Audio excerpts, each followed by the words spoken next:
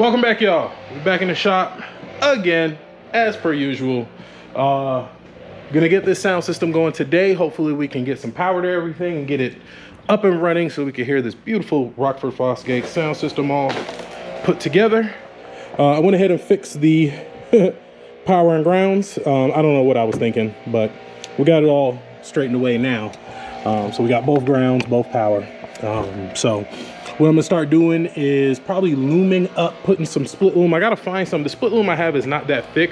I may need to run and get some thicker one.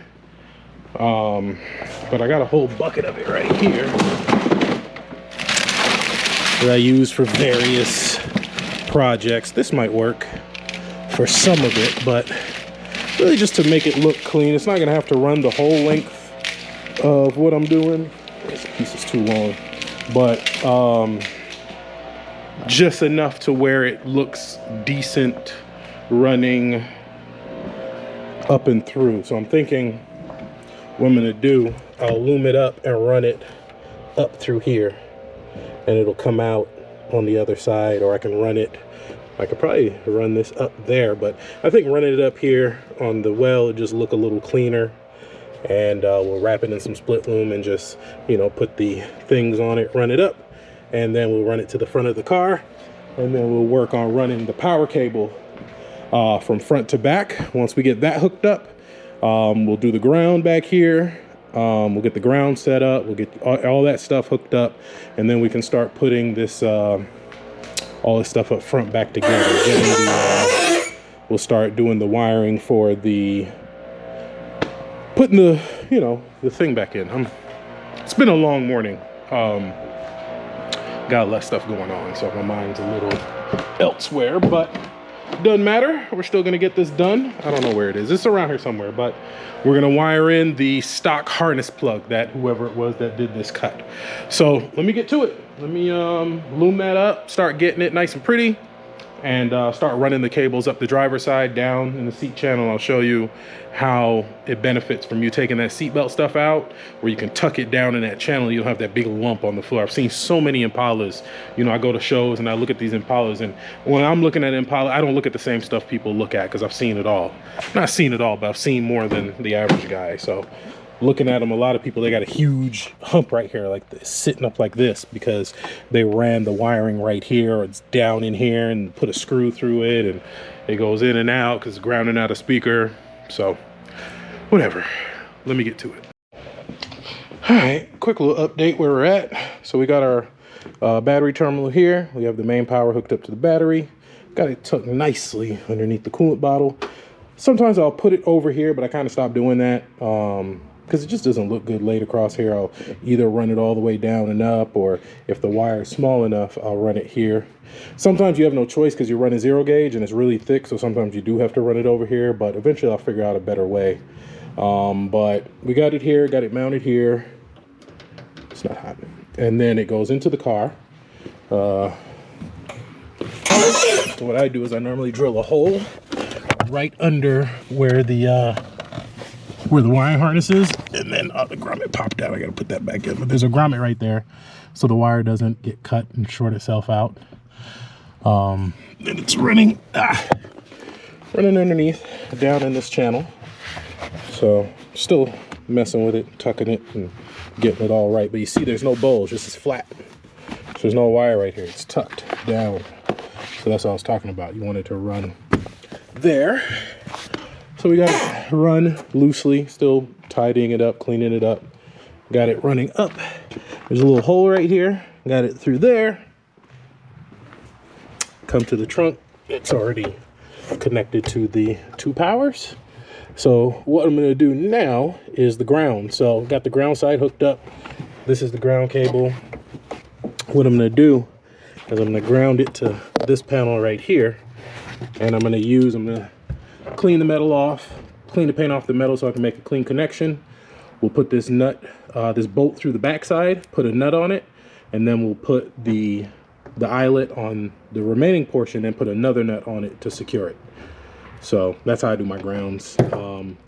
For a bigger system, I would usually, like in my car, I have it run, I have a hole through the trunk and it goes down, it's grounded to the frame. and I have one ground to the frame and one ground to the body, because I mean the amp in my car was pushing like 6,000 watts. This is maybe pushing like 1,000.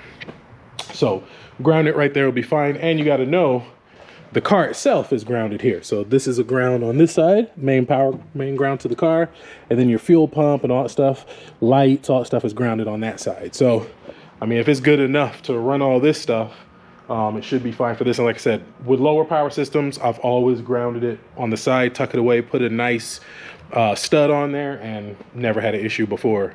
Now there's several ways you can do this. If you can weld, you could just weld a nut on there and then boom, you're done. If you have a nut cert, you could drill a hole, put the nut cert in, and then you could just put a washer and put the bolt through it. I don't have either of those things, so I'm just gonna make a stud. And it's clean, it's gonna look good. Well, you're really not even gonna see it, so that's the main thing. Once I get that hooked up, we'll move on to the driver's side, which is gonna be the bulk of the wiring. This side was just power. This side we're gonna be running our 9-wire and all the RCAs and the base remote wire. So that's a much thicker wire. I found this split loom, it's a little bigger, so I can maybe put it just to hide that one set of wire going up into the car. Just like I said, make it look a little cleaner. We're gonna run it up the wheel well and through. So we'll just see the best way we can make it look, because I just want it to be visually appealing. You know, the box is going to be right here, so when you pop the trunk, you know, you can see the amps, they're mounted nicely, all the wiring is nice and neat. If there's ever an issue, if somebody else has to come behind me, you know, later on, if he wants to swap something out or one of the amps blow up or anything, everything is very easily accessible. It's easily to be repaired or replaced or change up. Everything is clear and concise. All right, so first thing we want to do, let's see how far back this goes. So I think right about here is good. Yeah. So we'll drill our pilot hole. If we can get in there, well, we might need to bring it forward a little bit more. Like back here. Well, no, we can get in there. We just need to push this in some. There we go. Okay.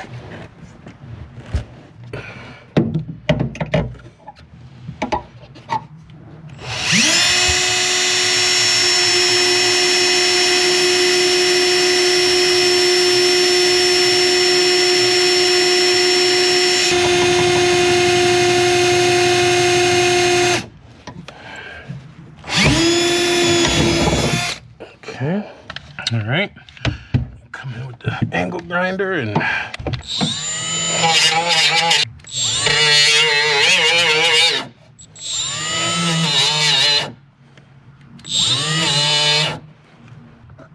so got all the paint off of there.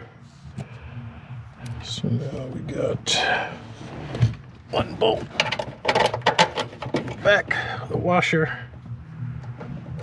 That. Oh, shoot.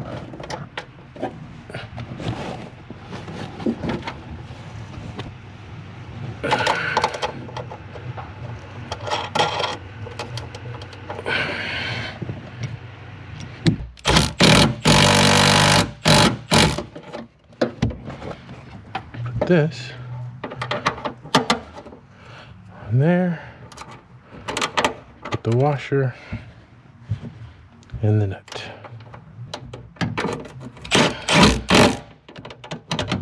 Boom. Ground is done. All right, so time to mess with this mess here. So what we're gonna be doing is cutting all this old stuff out of here that they did and putting the factory plug back in there. And all this bottom part is the aftermarket adapter to adapt the aftermarket radio. But this is the factory radio connections we're gonna put back in. So there's different ways you can do this. You can solder it. I'm just gonna use these butt connectors, not butt connectors, but these connector things. I could solder them, but it's just very time consuming. And it's gonna be tucked behind there. You're not gonna see it. It's still gonna work the same. So I'm gonna use the connectors.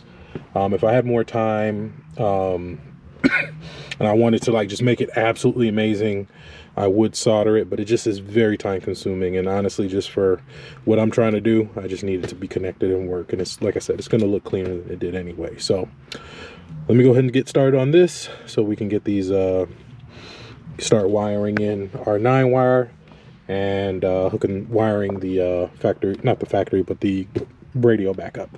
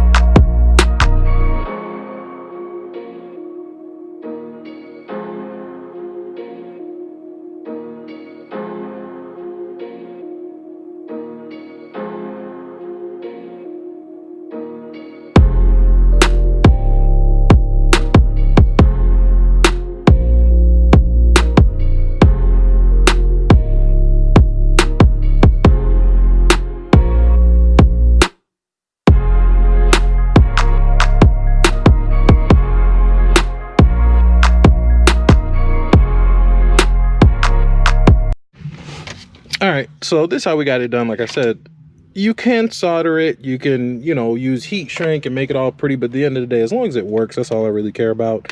And like I said, it's gonna be tucked behind there. I left these exposed just in case one of them's not connected properly or something. I don't have to unravel a whole bunch of electric tape and have a big ugly bulge. So this is the car size. So this is how it would have come before they hacked it up. And so now we have, this is the adapter. You buy these, Metro makes them. And what this does, what this does allow you to adapt it to a factory, to a aftermarket radio. This would normally plug right into the back of a factory radio. So the wires correspond with what wires. So if you notice, the only wires we have hooked up are your ground, the remote turn on, the constant power, and this is for the antenna. This blue with the white stripe is your remote amp turn on. These are the outputs from the radio. So what you would do, this plugs into the back of the Kenwood radio, this black connector, and then all your speaker wires here would normally go into these wires here. So these are your front speakers here, and then the green and purple are your rear. So normally you would connect all of these like this. So this should be connected like this, plugs in there, boom, plugs into your radio. You got power, sound, all that good stuff. But because we're gonna be running an amplifier, we don't want the output from the radio, we need the output from the amps.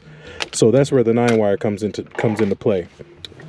The output now we're gonna grab from the RCA. So instead of getting it directly from the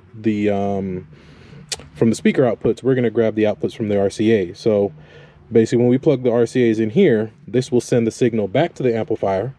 The amplifier will amplify it, make it louder, and then it's gonna run to the 9-wire, which is connected to the speaker outputs of the amplifier. And basically this will be the output, the amplified signal from the amp.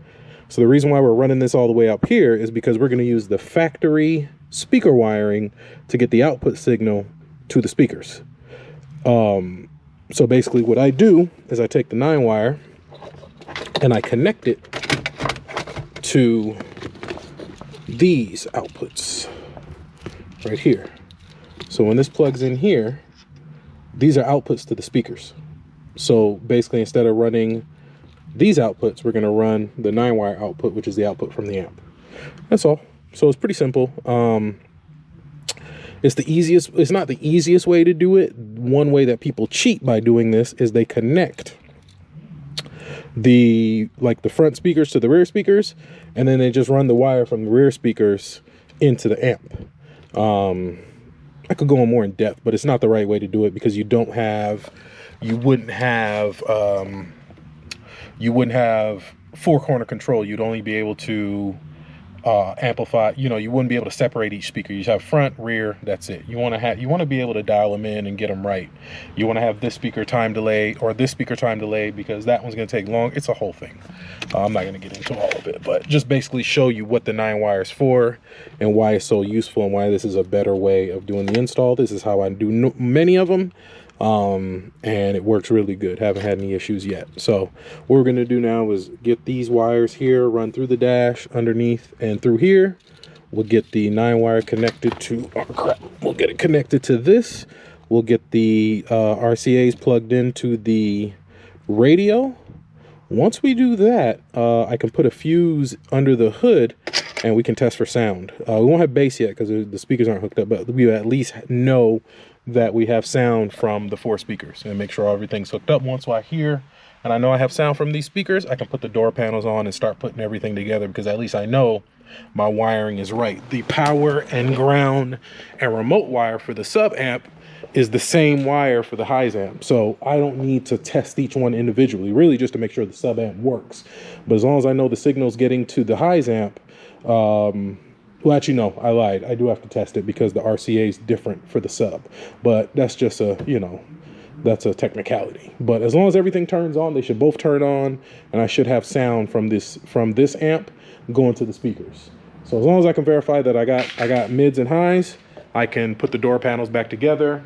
And then once we get that done, before I put the dash and all that back together, I'm gonna go ahead and mount the subs in the box, get the subs hooked up, make sure the subs turn on, make sure they play, everything works. Once I verify that, then we'll go back in, we'll put the whole dash back together, put the whole car back together, and then we'll tune it, and then we'll be done.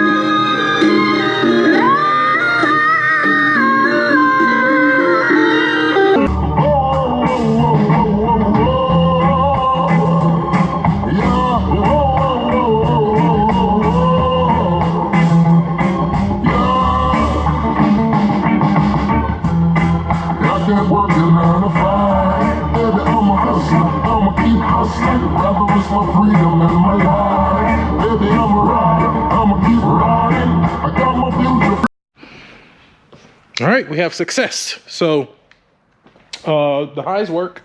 I tuned it a little just to, that's what I love about these Fosgate amps, man. Like, there's no guessing. The gain is not a volume knob. Like, if you take anything from this video, when you're looking at amps and if you're doing your own system, the gain is not a volume knob. So when people be like, yeah, man, and the gain ain't even turned all the way up, it's not supposed to be. Like, I've never seen one, even in the craziest systems, with the gain turned all the way up.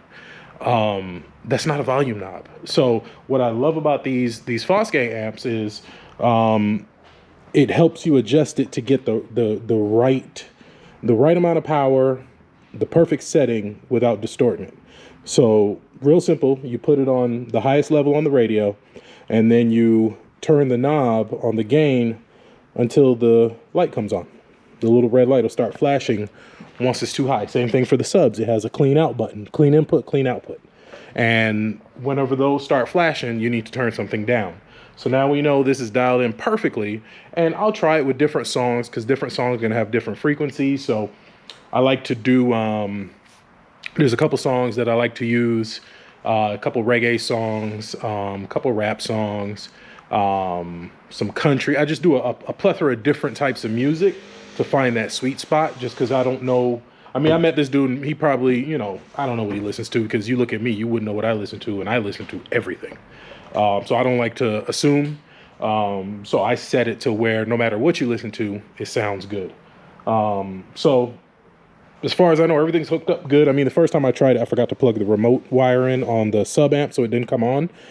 So I just hooked that up. Now both of them come on. They turn off like they should. We have sound, so I know all our signals are working. So what I'm going to do now is go ahead and get the subs mounted in the box, hook the box up, and see if we can get some bass. All right. So everything's hooked up, functioning like it should. I already tuned the bass amp. I just went in and tuned it on the radio on the dash. Sounds good. Beats nice. I'm gonna probably put some L brackets on both sides of this box to stop it from sliding around. But I mean, that's pretty much the finished product as far as the trunk. I should have took a before picture. I got to start doing that. I got to start taking pictures of how this trunk looked before I did this. I mean, it was just junk, but you know, just to see the before and after. Maybe I might find it in the video somewhere. But everything's hooked up. Everything works like it should. Subs sound great. Highs sound great. Everything sounds good. So, you know, you can see the amps back there mounted nice and neat. You know, like they should be. I think the port on the rear deck was a great idea because it really lets that bass travel inside the car.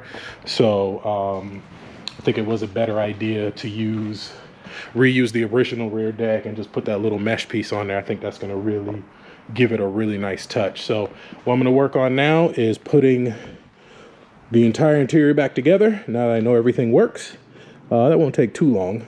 Just door panels, get the back seats in, get all the side pieces in, get the lower dash on, mount the bass knob. That's the only thing I haven't done yet is hook up and mount the bass knob. I'm just going to mount it underneath the lower dash. And then that's it, man. This thing is pretty much wrapped up. Oh, the last thing I have to do is some sound deadening. I actually forgot. And when the customer saw the first video, he's like, hey, man, you still gonna, I didn't see any sound deadening. I was like, you know what? I did forget about that. So I had to order some more. I usually keep some around, but I didn't have any more. So I just ordered some. It should be here probably tomorrow. And basically what I'll be doing is just lining the sides here. That's where most of the rattling comes from. I don't really like putting it up here because it looks stupid, but if he wants me to, I will. But normally it's the sides. This is where most of your bass escapes, right here on the sides. It's really thin sheet metal, so you want to put it there. Sometimes you can put it on the rear deck, but for the amount of bass that he has, it won't be too cracked. We'll end the video here, and I appreciate all y'all for your comments, your likes, all my subscriptions. The goal for this year is 10K. I'm at about 4,300 now, so I gotta get, you know, 5,700 subscribers by the end of the year. It's February, so it's attainable, but I like to hit 10K by the end of the year. So I'm gonna do my part and continue to put out content like I have been. I've been staggering my videos, scheduling them to come out days ahead of time, so I always have footage ready to go. So you're seeing this, I'm filming this today, but you probably won't see it for another 2 days, and by that time I've already recorded 2 more videos. The video I released today, I recorded like last Friday. So like I said, I'm gonna do my part. I want y'all to do your part. Like, share, comment, and, you know, continue to do what y'all been doing, man. So I'll see y'all in the next one.